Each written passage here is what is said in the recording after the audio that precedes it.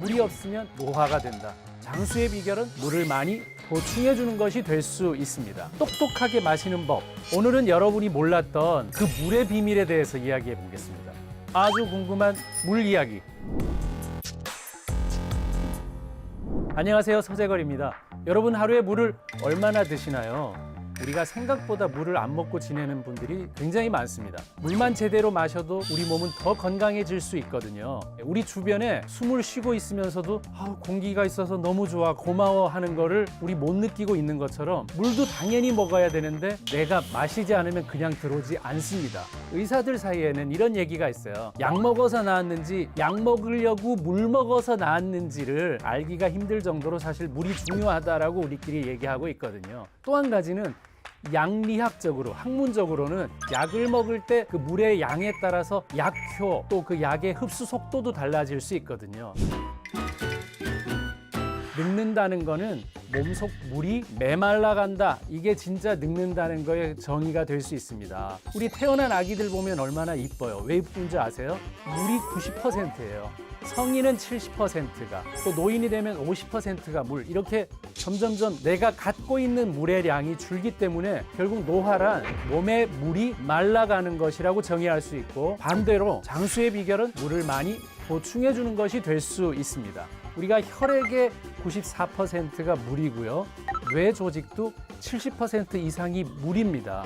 그리고 근육도 76%가 물이에요. 그러니까 여러분이 근육이 없다면 물 없는 사람이에요. 물 없는 사람. 물이 부족하면 우리 몸에서 어떤 일이 일어나는지 궁금하시죠?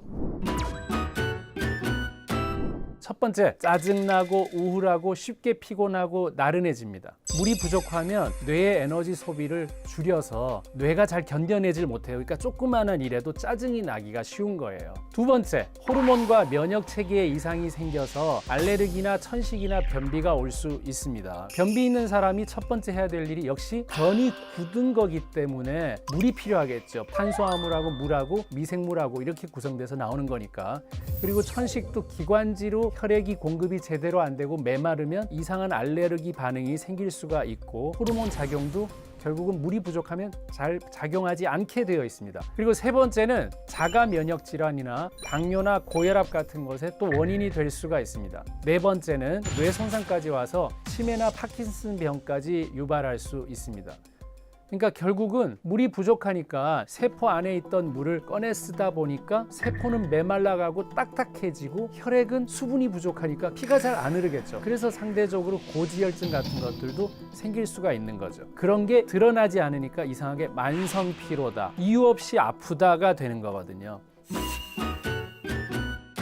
몸이 아프다라고 이제 우리가 이미 느낄 때는 벌써 물이 부족한 게 원인이 이미 될 수 있다는 얘기고, 내가 갈증을 느낄 정도 되면 진작에 물을 마셨어야 된다, 이런 뜻이거든요. 우리가 갈증을 느껴서 물을 마시면 그 물은 일단 뇌로 가거든요. 뇌는 굉장히 이기적인 장기라 본인만 딱 채우면 나머지에 대해서 생각을 좀 안 하는 편이에요. 다른 장기는 물이 부족해서 달라고 하는 것들이 뇌는 그걸 모르는 거죠. 그래서 갈증이 없더라도 물을 꾸준히 마셔야 되고, 돈 쓸 일이 없더라도 일은 해서 돈은 벌어놔야 됩니다. 물을 월급처럼 일당처럼 그날 줘야 되는 게 바로 물이에요. 내년쯤 물을 엄청 마셔주지 뭐. 이게 제일 말이 안 되는 소리입니다. 오늘도 마셨느냐, 이게 중요합니다.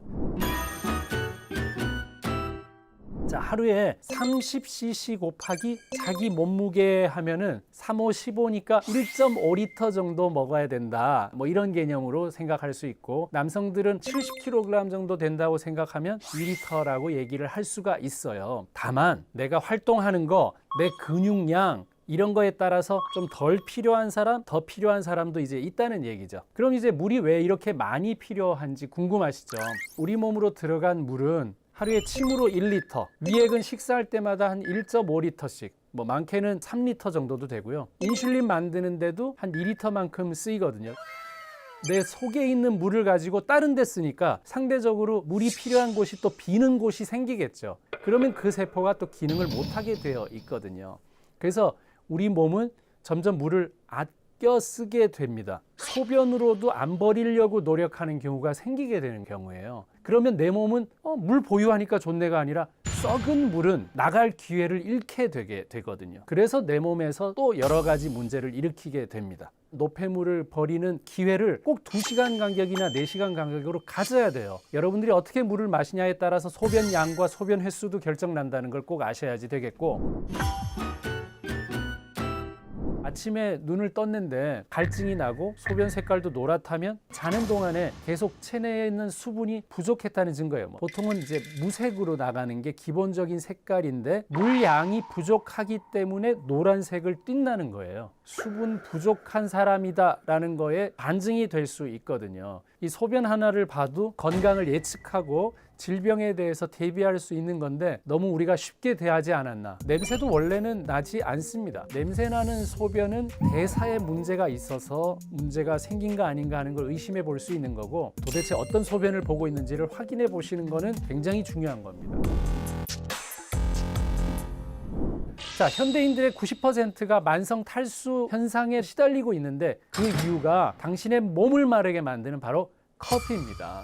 커피와 차를 좀 달고 다니는 이런 경우는 이뇨작용을 통해서 탈수 주범이 될 수 있습니다. 특히 녹차나 커피나 에너지 드링크 속에 있는 카페인, 또 술, 이런 것들이 대표적으로 이뇨작용을 만드는 일이거든요. 카페인이 섭취량의 2배 이상의 수분을 배출시킬 수 있습니다. 커피 500ml 한 잔 마시면 물 1000ml 마셔야 되는 그런 경우인데, 이뇨작용 통해서 나쁜 걸 빠져나가게 하는 기회도 되지만 거기에 물도 너무 많이 빠져나간다는 거는 보충을 해줘야 된다는, 그걸 기억을 꼭 하셔야 돼요. 카페인은 소변 말고도 땀이나 호흡으로 몸속 수분을 배출을 하니까 땀 빼러 가는 사우나에서 녹차와 커피를 마시는데 심지어 술도 마신다.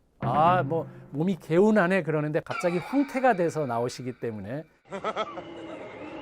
우리 몸이 더 수분을 많이 필요로 하게 될 수 있습니다. 근데 커피 절대 끊을 수 없다면 커피를 아주 똑똑하게 마시는 법, 그건 바로 순서가 중요합니다. 자고 일어나서 첫 끼에 시작은 물을 마시는 겁니다. 보통 한 100cc 정도 이제 마시고서 해독 주스를 마십니다. 위나 위 점막이나 이런 데서 이제 음식 들어오나 보다 준비를 하고 있어요. 그 다음에 단백질을 먹습니다. 뭐 고기 몇 점이나 아니면 달걀 같은 걸 먹습니다. 그 다음에 밥을 먹고 마지막에 커피를 마십니다. 그러면 커피를 마셔도 수분을 잃지 않고 커피 맛까지 즐길 수 있습니다. 또 물 많이 마신다고 하루 종일 약재 끓인 물 달고 사는 분들도 계시거든요. 약용과 식용을 나눠야 되는데 음식용과 치료용, 이건 다르다는 거죠. 차는 그래도 약성이 있기 때문에 하루 종일 먹어서는 안 되는 거죠. 물의 기본 조건은 미네랄, 전해질이 들어가 있는 물이어야지 됩니다. 전해질이 없는 물은 우리 몸에 흡수가 잘 되지 않아요. 맹물이 아니라 미네랄을 포함하고 있는 물이어야 되니까 대표적인 거는 보리차나 현미차를 물 대용으로 마시는 거 괜찮습니다. 탄산수 먹는 거는 많이 먹었던 음식을 소화하는 데는 도움을 줄 수가 있습니다. 설탕 없는 탄산수를 역시 차 정도의 개념으로 한두 잔 정도 먹는 건 도움이 되고, 기본적인 거는 현미차나 보리차 같은 것들을 드시는 게 좋겠습니다. 네, 의학박사 서재걸의 아주 궁금한 물 이야기, 오늘은 여기까지인데요. 아주 궁금한 우리 몸 알아야 습관이 바뀌고, 습관이 바뀌어야 건강해집니다. 다음에는 더 궁금하고 더 건강해지는 이야기로 찾아오겠습니다. 좋아요, 구독 꼭 눌러주십시오.